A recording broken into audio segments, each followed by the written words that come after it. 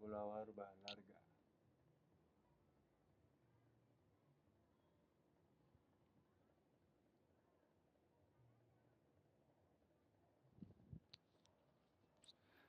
Tengo la barba larga, me la voy a dejar crecer más. Bueno, lectura sobre el segundo tomo de las obras completas de Vladimir Ilich Lenin, de 1895 a 1897. Me parece interesante cómo Lenin interpreta al marxismo y lo lleva a la práctica, claro está, a su manera. Y quiero aprovechar para decir que se habla de marxismo-leninismo sin que Marx y Lenin tengan la culpa de eso, y se excluya, aunque sin mala intención de alguna manera, a Federico Engels y no se diga engelsismo. Si bien Federico Engels hizo un gran aporte al marxismo y antes de morir le dejó instrucciones a Lenin para que realizara el cuarto tomo del Capital, donde se dice que Lenin hizo algunas tergiversaciones del mismo. Sin embargo, no para mal, aunque no se ajustaban a las ideas concretas de Carlos Marx. No obstante, no está mal que uno saque a partir de las concepciones de otros sus propias concepciones, las cuales tampoco es que se alejen mucho. Hay que destacar a Federico Engels porque fue el financiador de alguna manera de esta lucha, fue el gran burgués, quizá no el aristócrata zarista o del Kaiser, mas sí un gran noble por su gran corazón al querer materializar una mejor calidad de vida para el proletariado, de los cuales muchos fueron sus empleados en su fábrica, y por eso es importante hacerle homenaje, porque de alguna manera representa a su clase y es ejemplo a seguir. Al menos así debería ser, porque junto con Carlos Marx también escribieron el Manifiesto Comunista, que es una interpretación propia de ellos sobre el socialismo. Quizá muchos proletariados en la actualidad que se creen aristócratas y burgueses no sepan esto, que un rico haya escrito el Manifiesto Comunista. Entonces, aquí rompemos con el discurso barato de los populistas burgueses del capitalismo explotador que exponen de que se enseña el odio hacia los ricos, cosa que no es así, porque no todos los ricos son estafadores, ni explotadores, ni contrabandistas, ni mafiosos, ni son todos corruptos, ni todos prostituyen a la política dañando las instituciones del Estado cuando hacen triquiñuelas para evadir las leyes o hacer leyes que les favorezcan a una minoría privilegiada como si el Estado fuera de ellos, y así no pagar ni los impuestos como deben ser, ni el salario digno a los trabajadores, porque sale más barato pagarle a los delincuentes que se disfrazan de políticos para que hagan leyes a su favor, porque piensan como comerciantes crematísticos y creen que así han hecho el negocio redondo, y corrompen a los políticos que dudan de sus valores éticos y se dejan seducir por el dinero y empiezan a dañar así el poder estatal. Un pseudoargumento más para los capitalistas avaros y codiciosos decir que si pagan los impuestos los políticos se los roban. Claro, es que fueron ellos quienes le enseñaron a ser corruptos porque los políticos no tuvieron la firmeza de decir no y defender al pueblo que dicen representar de una manera hipócrita. Entonces no todos los ricos son malos. Hay unos que hacen las cosas bien y son la verdadera gente de bien. Y es ahí donde está la verdadera clase, como la que nos ha enseñado Federico Engels. un hombre con un espíritu superior, porque los otros son la falsa gente de bien que se disfraza de gente de bien, y como aman y adoran su dinero mal habido, son hasta capaces de asesinar de cualquier manera por su dinero y crear guerras y derramar sangre y matar a los pueblos de hambre y robárseles sus recursos naturales. Como en Colombia, que actualmente existe una pseudoaristocracia de la nueva burguesía traqueta y narcotraficante, con mucho dinero mal habido, y por eso el verdadero lumpen de nuestra sociedad que logró enquistarse en la estructura de nuestro Estado al que debemos purificar.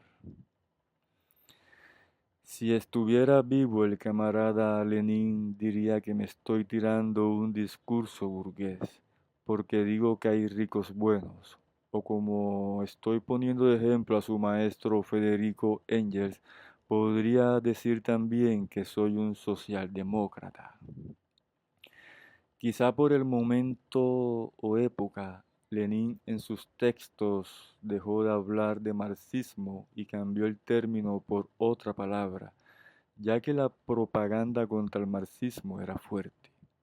Quizá hablar mal de Marx fue el éxito de Marx, porque sus teorías calaron y hasta nuestros días llegaron, y lograron grandes cosas dentro de los derechos laborales, interpretados actualmente como el fondo de pensión y de salud que tiene cada individuo, porque hay una edad límite para su jubilación y pensión, y que el individuo mientras trabaja tiene derecho a trabajar solamente 8 horas diarias, y si trabaja horas extras tiene que ser bien remuneradas, y si los días son festivos tiene derecho a descansar o a que le paguen bien si en ese día trabaja.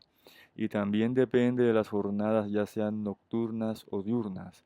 También hoy se reciben cesantías y las llamadas primas, así como las vacaciones, que quizá es lo que hay que debatir, porque no en todas las empresas, o por lo menos en las privadas, no pagan el tiempo que el individuo está en vacaciones porque supuestamente no lo trabaja, y es aquí donde se reconoce la plusvalía.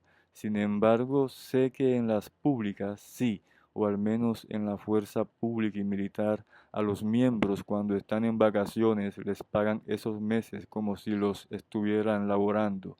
Y pienso que con las privadas debe exigirse lo mismo, aunque ellos se resisten y hacen todo lo posible para que los trabajadores no tengan tantos privilegios laborales, porque no es que tengan para pagar, porque la empresa produce, y me refiero a los grandes comerciantes que son en realidad los grandes capitalistas, monopolistas y oligopolistas.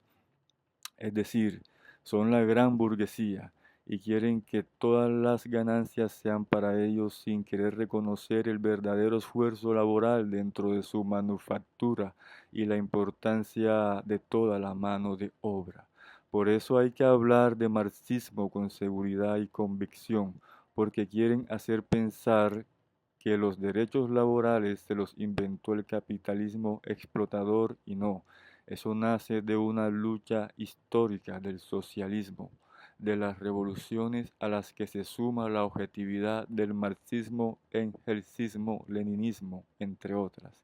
Y esto debe saberlo el proletariado que defiende a sus patrones como en algún tiempo los esclavos hacían con el amo, porque se dejan convencer de su discurso populista y romanticón, sin darse cuenta ellos que así los seducen para que no se ilustren sobre el tema, y sin saberlo se ponen en contra de sus propios intereses de asalariado.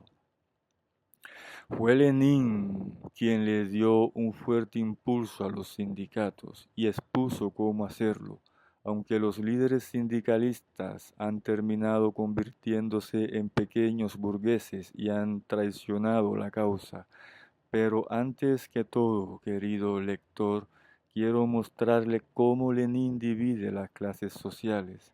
Primero que todo está la aristocracia, la alta nobleza, y hay nobles de alcurnia o de cuna, así como hay nobles por títulos nobiliarios que otorgan los reyes a personas que se destacan, y son estos los dueños de las tierras como los marqueses, duques y condes, entre otros, porque así históricamente las heredaron.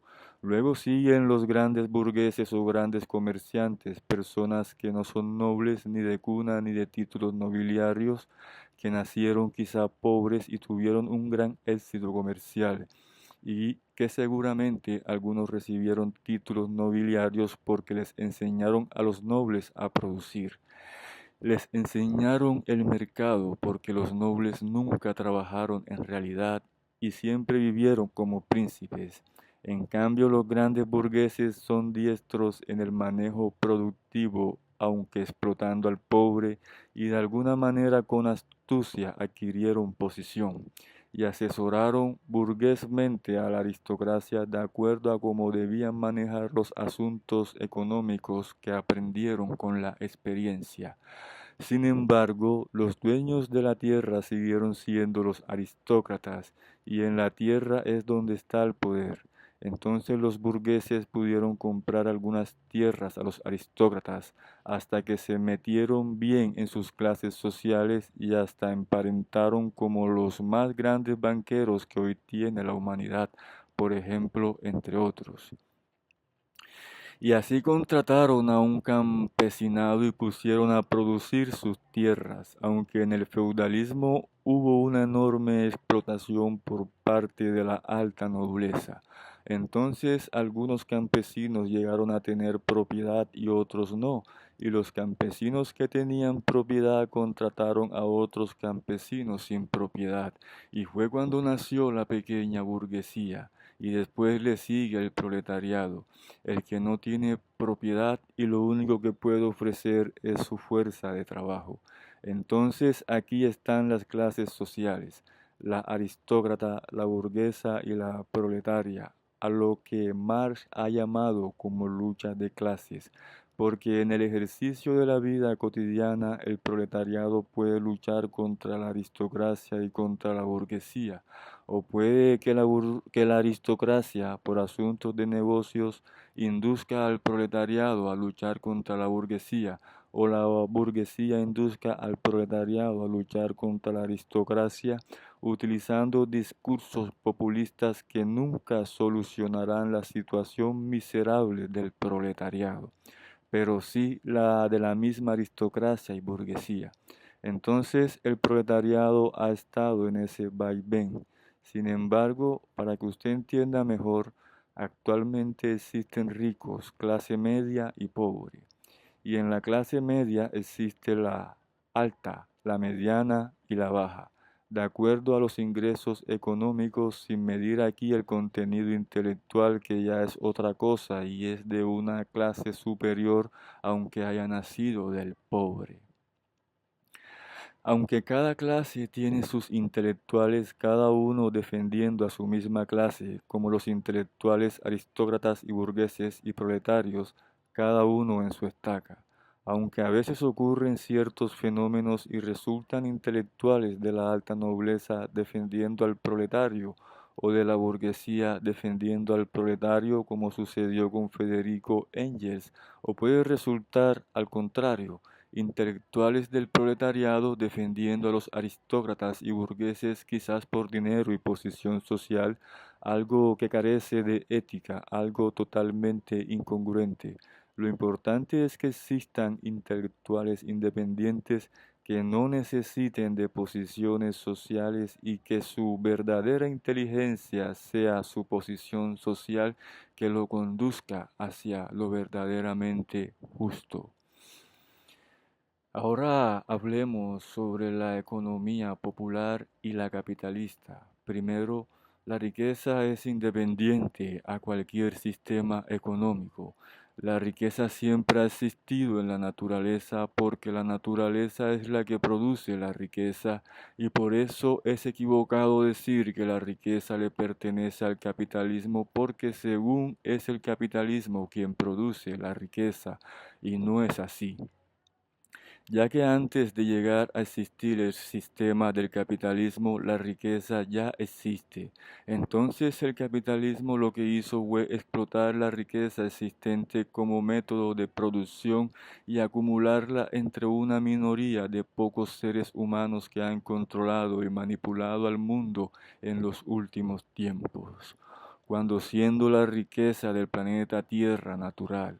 Es por herencia la riqueza natural de todos los seres vivos y por ende de toda la humanidad, de toda persona que nace y respira y crece y se cría en ella y por derecho natural, es decir, por el derecho que le da la naturaleza a cada persona por ser parte de su naturaleza y por eso digno de heredarla sin exclusión alguna.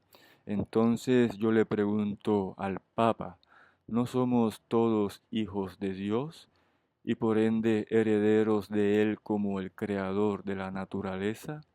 ¿Cuál es el mensaje de nuestro Señor Jesucristo? Entonces nos damos cuenta que el capitalismo no genera riqueza, sino que pobreza, porque se apropia de lo que por derecho natural es de todos y lo acumula para sí mismo y manda a la gente a trabajar siendo la gente la que más trabaja y no logra acumular nada de lo que ha heredado de la naturaleza que Dios también le ha dado y engañan a la gente con el romántico cuento de que hay que luchar.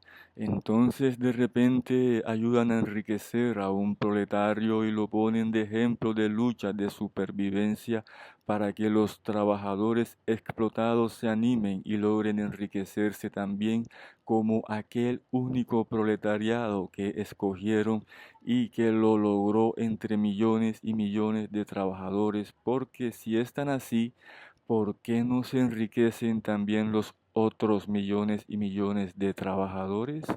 Observamos que es mero populismo romanticón de la burguesía. Es por eso que los recursos de la naturaleza deben estar en manos del Estado como empresas públicas, donde las ganancias serán para mantener las necesidades de la nación de un Estado. Por eso los recursos naturales no deben estar en manos de privados, porque son recursos de todos los seres vivientes y no de particulares, como el agua, por ejemplo. Es un recurso natural que no debe estar privatizado, porque por naturaleza es de todos los seres vivos.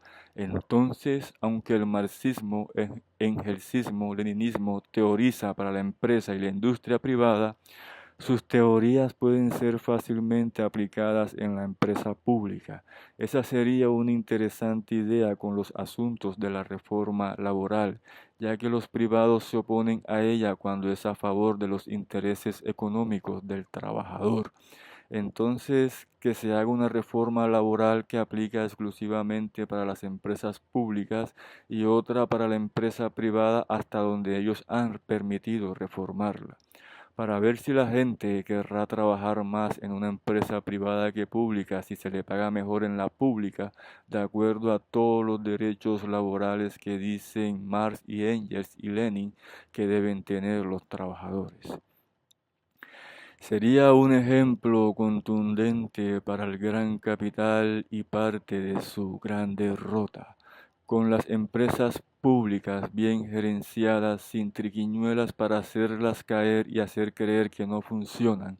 Cualquier Estado sería económicamente fuerte y la soberanía sería respetada porque el Estado públicamente se industrializaría con todas las regulaciones ambientales porque no se va a atropellar a sí mismo, tal cual como lo expuso en sus escritos económicos el expresidente y poeta cartagenero Rafael Wenceslao Núñez Moledo. Entonces la economía popular es el vendedor ambulante, el carpintero, el albañil, el panadero, el artesano, el electricista, el mecánico, el plomero, el taxista, el mototaxista, el conductor en general, el pintor, el artista, hasta la trabajadora sexual, el cocinero, el mesero, la vendedora de fritos, el tendero, la ferretería, el bar, el restaurante, el que vive de la modesta renta, porque los aristócratas viven también de la renta que les pagan los burgueses a quienes le alquilan la tierra y ya esa es una renta más elevada, multimillonaria. Y así entre otros oficios que crean la economía popular y que los anteriores pueden ganarse la vida de manera individual o algunos crean sus talleres o establecimientos como todos los establecimientos en Getsemaní que mueven bastante la economía popular. Pero a mi modo de observar, a esto no debería llamársele capitalismo y es en lo que de Lenin difiero aunque sus tiempos fueron otros y quizás la concepción de acuerdo a su tiempo sea diferente. Capitalismo son las grandes fábricas y empresas que tienen miles de empleados. Sin embargo, estas fábricas y empresas pueden emplear 1.000 o 2.000 personas o más. Sin embargo, si Colombia tiene 50 millones de habitantes, entonces no podrán emplearlos a todos. Por ejemplo, en Cartagena hay entre 70.000 u 80.000 mototaxistas. Entonces, evidentemente se observa que el mototaxismo genera más empleo que una gran empresa o industria o fábrica y si la ciudad Barranquilla, que tiene más habitantes que Cartagena, entonces el mototaxismo está generando más empleo, aunque informal, la gente consigue su sustento. Así que la economía popular intercambia con la capitalista porque puede que un capitalista pida a un taller de carpintería un trabajo grande, entonces lo contrata, y así la economía popular intercambia con la economía capitalista y el dinero que representa la fuerza de trabajo circula porque ambas se compran y se venden. La economía capitalista compra la economía popular y viceversa. El artesano va a los almacenes a comprar el producto capitalista que necesita y el capitalista puede recurrir a donde el artesano a comprarle su producto artesanal. La pregunta que surge es, ¿quién mueve más la economía en general? ¿La economía popular o la capitalista? Bueno, como pudimos observar, si Cartagena tiene más de 70.000 mototaxistas, ¿será que una empresa en Cartagena puede contratar más de 70.000 personas? Habría que investigar. Y eso es tan solamente el mototaxismo, sin meter los otros oficios como el del obrero en general que trabaja de manera independiente. Podríamos decir que es casi toda la ciudad. Y si una gran empresa contrata 5.000 personas, hay 100.000 personas en Cartagena trabajando independientemente de una gran empresa. Entonces, la economía popular se mueve más que la capitalista y el dinero circula más y no se acumula en el empresario que contrata a 5.000 personas. Y es aquí donde está el problema, porque un obrero no acumula riqueza, trabaja para sí mismo. En cambio, quien tiene 5.000 empleados puede acumular la riqueza y la guarda para sí mismo y no la deja circular. Entonces la economía se frena un poco porque si el mototaxismo estuviera monopolizado pasaría lo mismo. Se acumula la riqueza en pocas personas y no se distribuye en las más de 70.000 que manejan el mototaxismo en la ciudad. Es así de sencillo y el pueblo tiene y debe saber esto para que no le induzcan a seguir diciendo que el capitalismo es el que mueve la mayor economía del mundo actual. Y no es así, porque la economía popular no es economía capitalista. La economía popular es más comunista y socialista que capitalista. Atentamente, Támara León, el escribidor de la Loma del Diamante. ¿Cómo les quedó el ojo a mis enemigos políticos que no tienen argumento alguno? Ahora me dirán que me vaya a bañar, que deje de fumar tanto, que deje de tomar que deje de meter tanto vicio, porque carecen de argumento y lo que les queda es la injuria y la calumnia, porque son incapaces y no tienen la capacidad de argumentar.